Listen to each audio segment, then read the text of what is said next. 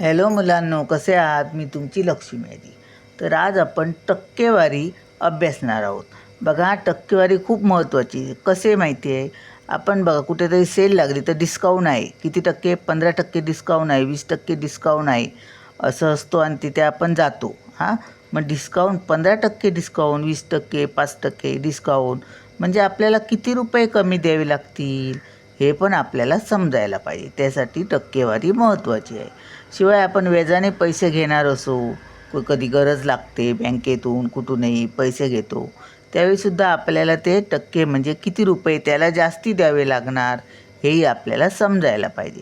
म्हणून ही टक्केवारी आपल्या जीवनात खूप महत्त्वाची आहे. सगळ्यांना ती यायला पाहिजे.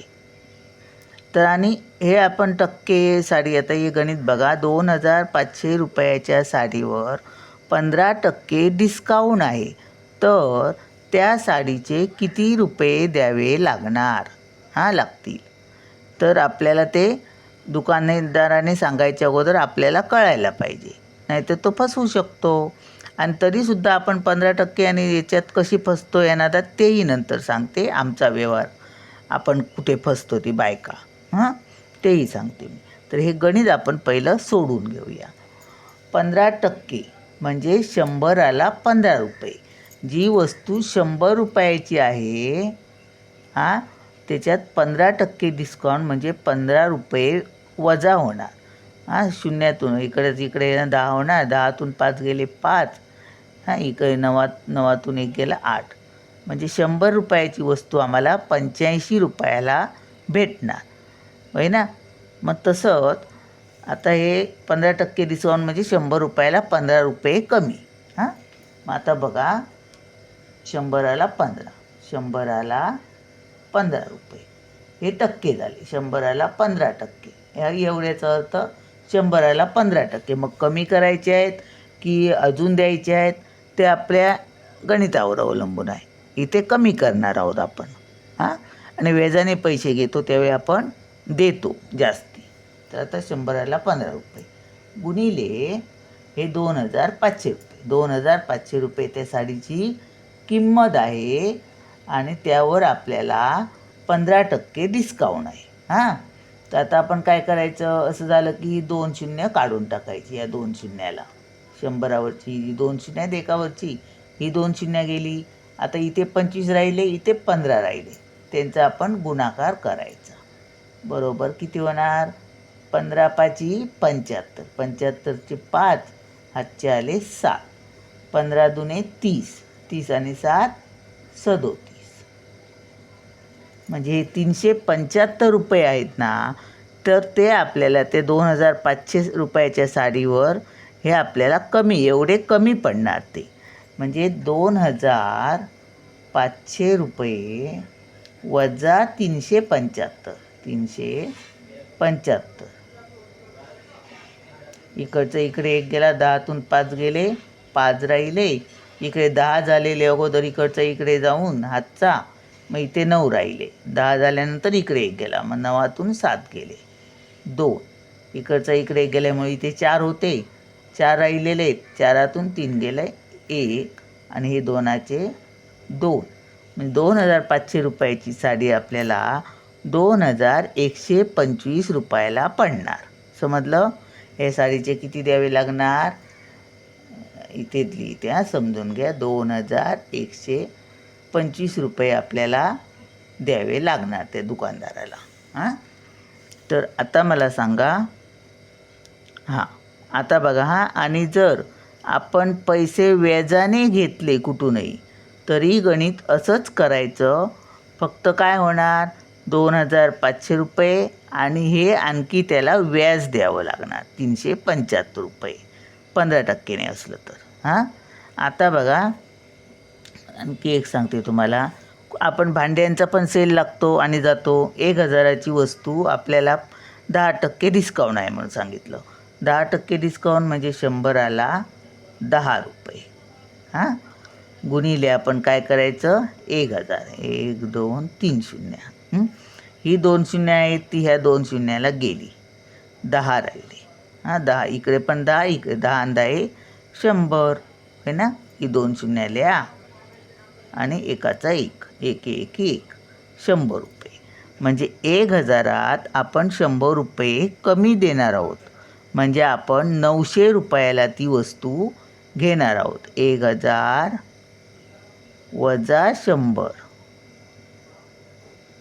0 0, 10तून 1 गेला 9, 900 रुपये आपण त्या दुकानदाराला देणार आहोत. 1000ची वस्तू 900 रुपयाला भेटणार आपल्याला. आता बघा मी सांगते, माझा अनुभव सांगते, लोकांना नाही बोलत मी, माझा अनुभव सांगते. जर आम्ही दुकानात जातो, जेव्हा आम्ही दुकानात जातो आणि ज्यावेळी आम्हाला कुठच्याही वस्तूची किंमत 1000 रुपये सांगितली, तर आम्ही कधी 900ला दे बोलतो? आम्ही सरळ दुकानदाराला 500 रुपयाला देतोस का म्हणून विचारतो. जी किंमत सांगतो त्याच्यापेक्षा अर्ध्या किमतीत मागतो, नाहीतर त्याहीपेक्षा कमीत मागतो 400 रुपयाला. आणि मग तो दुकानदार आम्हाला कसं बसं करून 500 नाही तर 600 700पर्यंत तरी देतो. आणि 700पर्यंत जरी दिली तरीसुद्धा आपल्याला 1000त आपण 300 रुपये कमी करतो. आणि डिस्काउंटच्या नादात फक्त 100 रुपये कमी होतात. म्हणजे एक वस्तू आपण 900ला घेतो डिस्काउंटच्या नादात. आणि 700ला जी वस्तू घेणार होतो त्याच्यात आम्ही 200 रुपये अजून देतो. असे 10 वस्तू घेतले तर 2000 रुपये आपले जास्ती जाणार आहेत. तर इथे आपण हे फसतो डिस्काउंटच्या नादात. माझा अनुभव सांगते मी. तर जिथे फिक्समध्ये जातो तिथे मात्र एकही पैसा कमी होत नाही. तर असू दे. आता आलं ना लक्षात? आता हे झालं आपल्याला. आता काहीतरी अजूनही समजा 5%, 3%, 10%, 5% डिस्काउंट. चला 25% घेऊया. एक आपण घेऊया. एक वस्तू 5000ची वस्तू आहे आणि 25% आपल्याला डिस्काउंट आहे. तर आपल्याला 25% डिस्काउंट, मग 100ला 25 असं लक्षात ठेवा. 100ला किती? 25 गुणिले ती किती किंमत असेल ती 5000.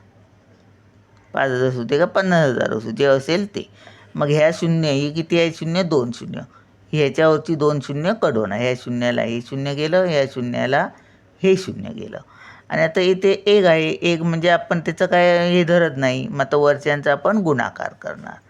बरोबर काय? 1 शून्य आहे ते लिहून घ्यायचं.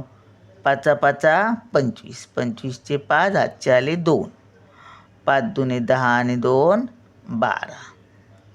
1250 रुपये या 5000तून कमी होणारा डिस्काउंट म्हणजे 5000 वजा 1250. 1250. शून्यातून 0 गेले 0, 10तून 5 गेले 5, इकडे 9, 9तून 2 गेले किती? 7.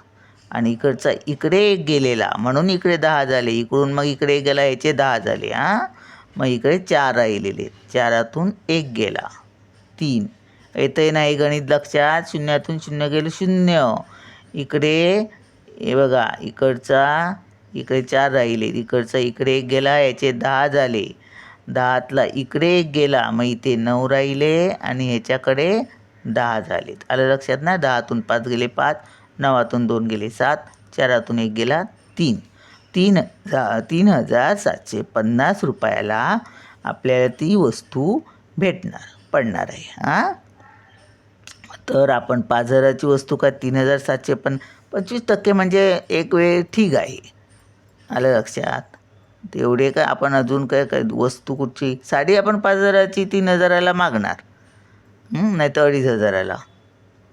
तरीसुद्धा आपल्या इथे 25% डिस्काउंट म्हटलं तरीसुद्धा आपलं नुकसानच होतं आहे. 3750ला पडणार. कधी कधी वस्तू तशी असते, मग तेवढे द्यावे लागतात. क्वालिटी जर चांगली असली तर तेवढे पैसे द्यावे लागतात, नाहीतर तो दुकानदार काय देणार नाही आहे. तर आलं लक्षात ना? हे 1250 हे आपल्याला कमी पडले. आणि जर आपण 5000 रुपये 25% दराने जर आम्ही पैसे घेतले व्याजाने, तर मात्र 1250 हे व्याज त्याला द्यावं लागणार आणि मुद्दल ती वेगळीच, मुद्दल ही द्यायलाच पाहिजे आणि हेही आणखी द्यायला पाहिजेत. हां, आलं ना लक्षात टक्केवारी म्हणजे कशी काय ती. चला मग भेटूया पुढच्या व्हिडिओत. बाय.